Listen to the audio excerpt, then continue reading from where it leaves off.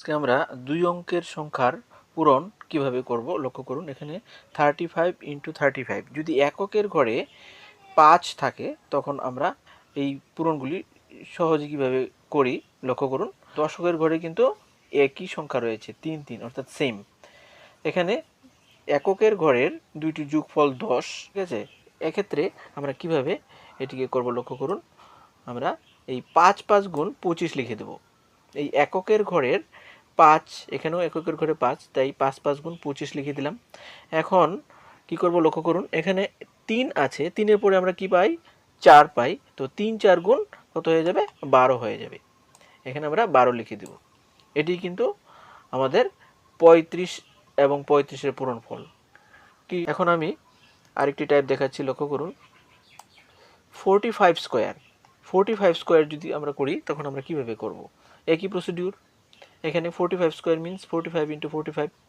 তো এটিকে করার জন্য আমরা 5 5 গুণ 25 এককের ঘরে লক্ষ্য করুন, এখানে কিন্তু 5, এখানেও 5 এবং দশকের ঘরে 4 4 অর্থাৎ সেম রয়েছে এবং এককের ঘরে দুটি যোগফল কিন্তু 10। এক্ষেত্রে আমরা কি করতে পারি লক্ষ্য করুন, এই একই নিয়ম।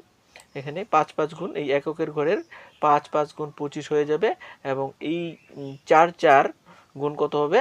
16। কিন্তু আমরা 4 4 গুণ করব না, আমরা তাই 4 5 গুণ 20 আমরা লিখে নেব, ঠিক আছে। এটি কিন্তু আমাদের 45-এর স্কোয়ার 2025, ঠিক আছে। এবারে আমরা আরেকটি টাইপ দেখব। এখানে লক্ষ্য 42 × 48। এখানে লক্ষ্য করেন, এখানে কিন্তু দশকের ঘরে সেম সংখ্যা রয়েছে কিন্তু এককের ঘরে কিন্তু 5 নেই। কিন্তু এখানে কন্ডিশন দেখুন লক্ষ্য করুন, 8 + 2 তার মানে 10। এককের ঘরের দুইটি যোগফল কিন্তু 10 হয়েছে। তো এই ক্ষেত্রেও কিন্তু আমরা একই প্রসিডিউর অ্যাপ্লাই করতে পারি। লক্ষ্য করুন, এখানে 8 2 গুণ কত হবে? 16 লিখে নেব 16 এবং 4 4 গুণ কত হয়?